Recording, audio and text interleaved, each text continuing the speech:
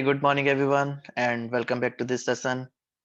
So, in this session, we are going to discuss the real numbers, and in this, we are going to discuss some important examples of Euclid's division algorithm. So, पहला example देखते हैं जो आपको बहुत बार पूछा भी जाता है इन बोर्ड एग्जाम्स. तो फर्स्ट एग्जाम्पल आपसे दिया गया है कि show that any positive integer odd integer is of the form 6q+1 6q+3 और 6q+5, यानी कि कोई भी ऑड पॉजिटिव इंटीजर आपको अगर गिवन है तो इन फॉर्म्स के रेस्पेक्ट में होगा. ठीक है, तो सबसे पहली चीज हम क्या करते हैं, एक लेट कर लेते हैं. ठीक है, लेट कर लिया हमने ए. ठीक है, ए मान लिया, be a positive odd integer. क्या मान लिया हमने कि एक पॉजिटिव ऑड इंटीजर है अपने पास में ए. ठीक है, तो अब क्या करते हैं, अपन यहाँ पे ले लेते हैं by Euclid division, Euclid's division lemma. यहाँ पे मैं यूक्लिड डिवीजन लेमा का यूज करता हूँ. तो आपको पता है कि ए को मैं बी क्यू प्लस आर के रेस्पेक्ट में रिप्रेजेंट कर सकता हूँ, जहां पे कंडीशन आर की मुझे लगानी पड़ेगी, जो कि है क्या कि R should be greater than or equal to zero but less than B. ठीक है, अब यहाँ से अपने को क्वेश्चन से अपने को सपोज करना है कि बी की वैल्यू हम क्या लेने वाले हैं. ठीक है, जो क्वेश्चन में अपने को गिवन है उसी के अकॉर्डिंग अपन क्या करेंगे, बी की वैल्यू यहाँ पे डिपेंड करेगी. अगर क्वेश्चन में जैसे यहाँ पे 6q+1 6q+3 और 6q+5 का फॉर्म दिया है, तो हमें बी की वैल्यू क्या लेनी पड़ेगी. ठीक है, तो क्या लेंगे भाई, 6 लेंगे. Take B equals to 6. अगर मैं बी की वैल्यू 6 लेता हूं तो उस कंडीशन में मेरी आर की पॉसिबल वैल्यूज क्या क्या हो सकती है. तो आर हो जाएगा मेरा क्या, greater than zero but less than, क्या हो जाएगा, greater than or equal to zero but less than 6 हो जाएगा. तो इससे मेरे को पॉसिबल वैल्यूज ऑफ आर निकालने में इजी हो जाएगा, है ना. तो पॉसिबल वैल्यूज क्या क्या वैल्यूज यहाँ पे पॉसिबल है ऑफ आर. तो आर की पॉसिबल वैल्यूज हो गई 0 1 2 3 4 और 5. 6 तो हो नहीं सकता बिकॉज लेस देन 6 है ना. इक्वल टू हो सकता है, बोला है इसमें इक्वल टू. तो ये वैल्यूज हमारे पास में पॉसिबल वैल्यूज हो गई आर की. अब अगर ये पॉसिबल वैल्यूज है तो ए को अगर मैं यहाँ पे इन सभी वैल्यूज को अगर मैं बारी बारी से इक्वेशन 1 जो हमारी है, जो अपना यूक्लिड डिवीजन लेमा है, इसमें अगर पुट करता हूँ बी इक्वल्स टू 6 और आर की वैल्यूज को अगर रिप्रेजेंट करते हैं तो अपने पास में क्या क्या कंडीशंस बनती हैं वो देखिए. Hence a can be written as, a जो हमारा पॉजिटिव ऑड इंटीजर है कैन बी रिटर्न एज. तो पहली कंडीशन अपने पास में बनेगी ए इक्वल्स टू 6q+0, या फिर इसको लिख दूं मैं केवल 6q. इक्वेशन नंबर इसको 1 दे देते हैं, ए दे देता हूं मैं इक्वेशन ए. ठीक है, या फिर ए इक्वल्स टू बनेगा 6q+1. यहाँ पे आर इक्वल्स टू 0 था, यहाँ आर इक्वल्स टू 1 लेके चल रहे हैं. तो इस कंडीशन में ये हो गई अपनी equation number B. R equals to जब मैं 2 लेता हूं तो ए इक्वल्स टू मेरा मिलेगा 6q+2 के फॉर्म में. और इसमें मैं क्या करता हूँ, इसको 2 कॉमन ले लेता हूँ. 2 कॉमन ले लूंगा तो क्या हो जाएगा, 3q+1 बनेगा. अंदर क्या बन जाएगा अपना 3q+1. ये इक्वेशन नंबर हमारी हो गई सी. ठीक है, ये चीज क्लियर यहां तक. फिर आगे और भी वैल्यूज है अपने पास में आर की ना, उन वैल्यूज को भी लेते हैं. तो आर इक्वल्स टू 2 हो गया, आर इक्वल्स टू 3 लेते हैं. जब आर इक्वल्स टू 3 लिया तो ए इक्वल्स टू क्या हो गया हमारे पास में 6q+3 के फॉर्म में हो गया. ये इक्वेशन नंबर मान लिया हमने डी. फिर इस तरीके से आर इक्वल्स टू 4 लिया तो ए इक्वल्स टू 6q+4 के फॉर्म में होगा, जहां पे मैं 2 कॉमन ले रहा हूँ. 2 कॉमन लूंगा तो 3q+2 के फॉर्म में हो जाएगा. इसको इक्वेशन नंबर ई दे देते हैं. सिमिलरली आर इक्वल्स टू 5 लिया तो ए इक्वल्स टू 6q+5 के फॉर्म में होगा. इस इक्वेशन को नंबर दे दिया हमने एफ. क्लियर, यहाँ पे हमारी सभी आर के अलग अलग वैल्यूज पर अपने को ए की पॉसिबल वैल्यूज मिल चुकी हैं. ठीक है, आर अलग अलग होगा तो ए भी अलग अलग डिपेंड करेगा अपना. अब यहां से देखते हैं हमें क्या गिवन था. क्वेश्चन में गिवन है कि आपका जो ये ऑड इंटीजर है, ठीक है, जो ऑड इंटीजर होगा तो वो 6q+1 6q+3 और 6q+5 के फॉर्म में ही हो सकता है. तो यहां से हम देखें एक चीज नोटिस करें, तो फ्रॉम इक्वेशन ए सी और अपना ई, अगर equation number A, equation C और इक्वेशन ई की बात करता हूं तो ये सभी 2 से डिविजिबल है. All R from equation A B C E, the values of A are divisible by 2.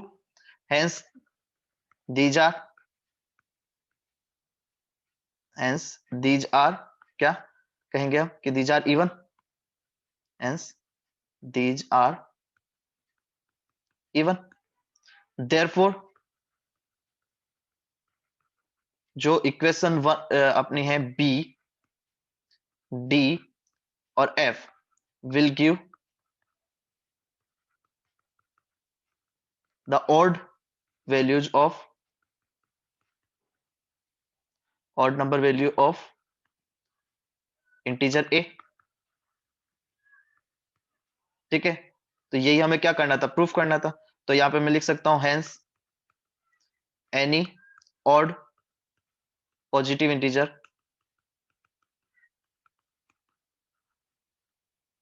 can be written as 6 cube plus 1, 6 cube plus 3 और 6 cube plus 5। इस फॉर्म में हम इनको लिख सकते हैं। तो ये हुआ हमारा पहले एग्जाम्पल का सॉल्यूशन। देखते हैं नेक्स्ट एग्जांपल और इसमें क्या मिलता है। तो एक एग्जांपल यहाँ पे बहुत पॉपुलर एग्जांपल है, ये भी काफी बार आपके बोर्ड एग्जाम्स में पूछा जा चुका है फ्रिक्वेंटली। तो पूछा गया है कि show that the square of any positive integer is either of the form 3m और 3m+1, जहाँ पे m कोई इंटीजर है। तो सिमिलरली हमें यहाँ पे क्या करना पड़ेगा, लेट करना पड़ेगा कोई भी एक पॉजिटिव इंटीजर।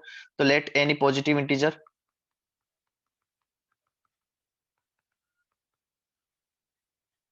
a, ठीक है। और by Euclid division lemma, Euclid's division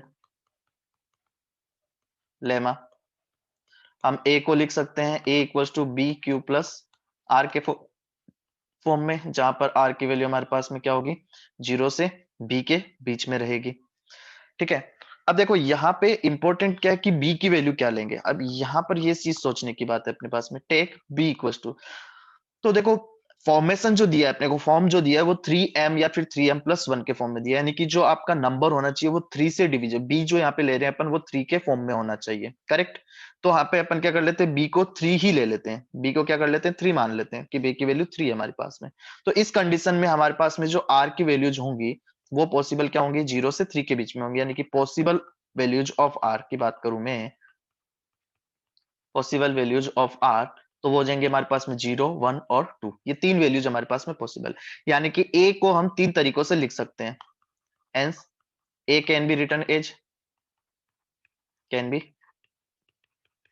written कैसे लिख सकते हैं, तो a जब r इक्वल्स टू मैं 0 लेता हूं तो a इक्वल्स टू मेरा हो जाएगा क्या, 3q के फॉर्म में, only this. r equals to जब 1 है तो उस कंडीशन में a हो जाएगा मेरा 3q+1, इक्वेशन नंबर 2। एंड जब r इक्वल्स टू 2 है तो उस कंडीशन में a इक्वल्स टू हो जाएगा मेरा 3q+2 के फॉर्म में, इक्वेशन नंबर 3। क्लियर। अब यहाँ पे देखो एनी पॉजिटिव इंटीजर तो दिया, लेकिन यहाँ पे क्या दिया, स्क्वायर दिया। क्या दिया, स्क्वायर। हमें a से मतलब नहीं, हमें a के स्क्वायर से मतलब है। ठीक है, हमें किससे मतलब है, a के स्क्वायर से अपने को यहाँ पे मतलब है, क्योंकि क्वेश्चन में पूछा गया square of any positive integer. तो हम क्या करेंगे, इक्वेशन 1, 2 और 3 तीनों का क्या कर देंगे, स्क्वायर कर देते हैं। ठीक है, तो बाई स्क्वायरिंग इक्वेशन 1, 2 एंड 3, तो जब इक्वेशन 1 का स्क्वायर करते हैं हम यहाँ पे,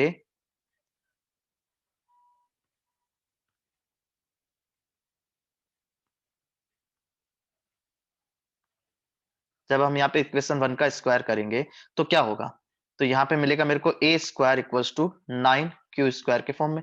तो इसको मैं इस तरीके से लिख सकता हूँ, 3 × 3q square, 3 times the 3q square लिख सकता हूँ। इसको मैंने लिख दिया 3m, जहां पर मैं यहाँ पे कह रहा हूँ कि m equals to 3q square है। यहाँ पे m की वैल्यू क्या ले ली मैंने, 3q स्क्वायर के फॉर्म में ले लिया।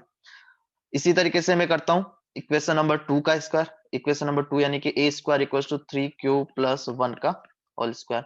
तो जब इसका स्क्वायर ओपन करते तो अपने को मिलता है 9q स्क्वायर प्लस 6q+1 मिलेगा। यहाँ पे अगर ध्यान दें आप तो फर्स्ट टू टर्म्स में 3 कॉमन है हमारा, तो 3 कॉमन लेके मैंने यहाँ पे लिख दिया 3q स्क्वायर प्लस 2q बराबर, और प्लस बचेगा 1। अब यहाँ पे मैं क्या करता हूँ, इसको रिप्लेस कर देता हूँ m से। तो यहाँ पे मैं कहूंगा कि m इक्वल्स टू क्या है मेरा, 3q स्क्वायर प्लस 2q, ये मेरी m की वैल्यू हो गई इस कंडीशन में। ठीक है, क्योंकि m क्या है, कोई पॉजिटिव इंटीजर, कुछ कोई इंटीजर है, वो किसी भी फॉर्म में हो सकता है, अलग अलग कंडीशन में अलग अलग फॉर्म में आपको मिल सकता है। जरूरी नहीं है कि आपको इक्वेशन 1 में अगर वो 3q² के फॉर्म में मिला तो इक्वेशन 2 में आपको 3q² के फॉर्म में ही मिलना चाहिए, ऐसा जरूरी नहीं है यहाँ पे, क्योंकि एक वेरिएबल है। यहाँ पे क्या है, वेरिएबल है, डिपेंड करता है कंडीशन पे। तो सिमिलरली अपन इक्वेशन नंबर 3 का स्क्वायर करते हैं, तो a² equal to 3q plus 2 का स्क्वायर हमने किया। तो जब इसका स्क्वायर करते तो फॉर वैल्यू इसका ओपन करेंगे तो मिलेगा आपको 9q² प्लस 3 2 जा 6 2 जा 12q एंड प्लस 2² 4, ये मिलेगा। अब इसको थोड़ा सा क्या अपन मॉडिफाई कर देते हैं, ठीक है। तो मॉडिफिकेशन में क्या किया मैंने कि जो 4 है इसको मैंने 3+1 के फॉर्म में लिख दिया, जो 4 है इसे हमने क्या कर दिया 3+1 के फॉर्म में लिख दिया। इससे क्या होगा कि हमारी जो फर्स्ट 3 टर्म्स है इनमें 3 कॉमन ले सकते हैं हम। अब जो फर्स्ट 3 टर्म्स हमारे पास में आ रही है इन तीनों में हम क्या कर सकते हैं, 3 कॉमन ले सकते हैं। तो जैसे मैंने यहाँ पे 3 कॉमन लिया तो मेरी इक्वेशन बनेगी 3q² प्लस 4q प्लस 1 के फॉर्म में अंदर बनेगा और प्लस 1 मेरा बाहर रह जाएगा। तो इस कंडीशन में मैं कह सकता हूं, इसको भी मैं क्या कर सकता हूँ 3m+1 के फॉर्म में लिख सकता हूं। और मैं यहाँ पे कह दूंगा कि m इक्वल्स टू जो है यहाँ पे मेरी वैल्यू m की 3q² प्लस 4q प्लस 1 के फॉर्म में है। यहाँ पे मेरी m की वैल्यू क्या है, 3q² प्लस 4q प्लस 1 जो है वो मेरी किसकी वैल्यू है, m की वैल्यू है। क्लियर। तो यहां से अब देखिए, अब यहां से चीजों को समझना देखिए स्टार्ट करिए। तो इक्वेशन 1 का जब मैंने स्क्वायर किया तो इक्वेशन 1 के स्क्वायर में मेरे को जो a² मिला, a² इक्वेशन 1 में मिला मेरे को 3m के फॉर्म में। इक्वेशन 2 में a² जो मिला वो 3m+1 के फॉर्म में मिला।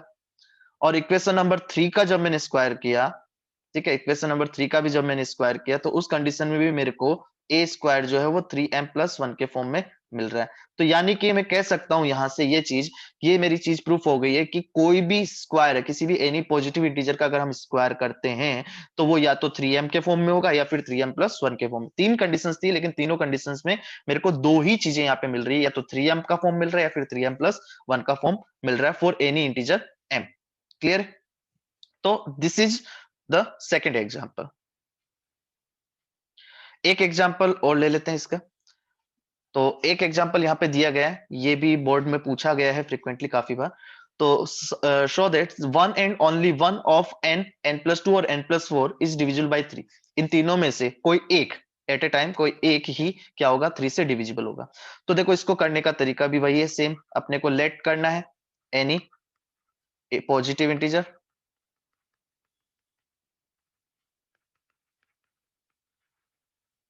n, ठीक है। यहाँ पे क्योंकि n के बारे में यहाँ पे कह रहे हैं ना, n, n+2 और n+4 के बारे में बोला है, तो n को अपन क्या कहते हैं, एक पॉजिटिव इंटीजर ले लेते हैं।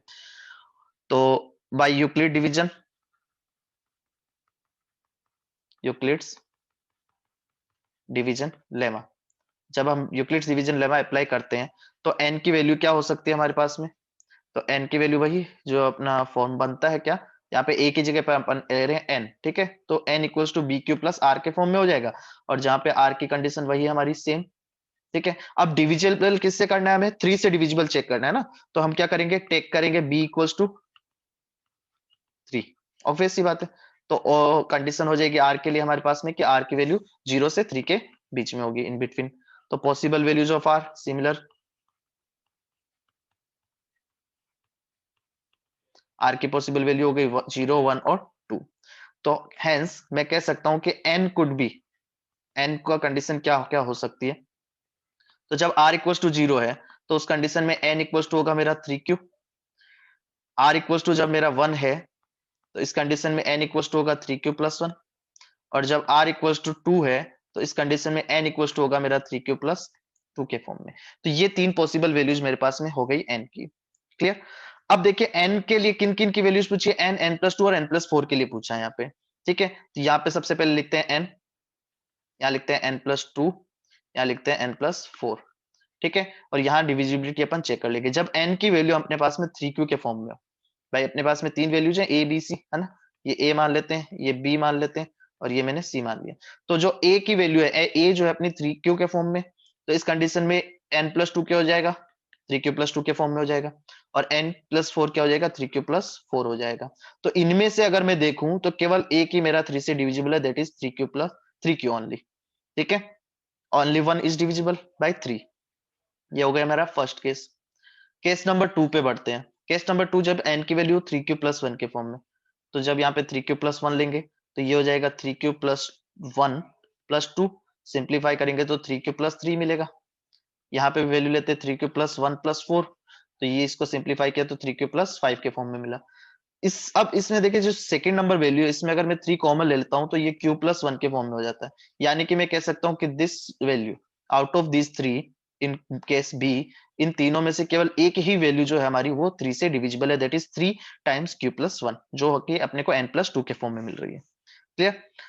अब जब हमारे पास में n की वैल्यू 3q+2 के फॉर्म में हो, ठीक है, n अपना 3q+2 है, तो यहाँ पे भी रखेंगे 3q+2 प्लस 2, क्योंकि n+2 के फॉर्म में करना है इसको, तो 3q+4 हो जाएगा।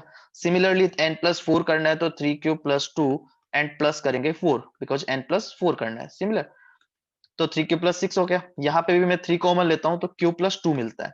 तो यहाँ पे अगर हम देखते हैं थर्ड केस में, तो थर्ड केस में n+4 जो है, फर्स्ट केस में अपने को 3q, सेकेंड केस में 3q+1 यानी कि n+2, और थर्ड केस में n+4 की वैल्यू जो है वो अपने को 3 से डिविजिबल मिल रही है। यानी कि हर केस में एक ही वैल्यू, ठीक है, only one and only one बोला था ना, वन एंड ओनली वन। तो यहाँ पे देख पा रहे हैं हम कि n+2 और n+4 में से केवल एक ही वैल्यू यहाँ पर 3 से डिविजिबल है।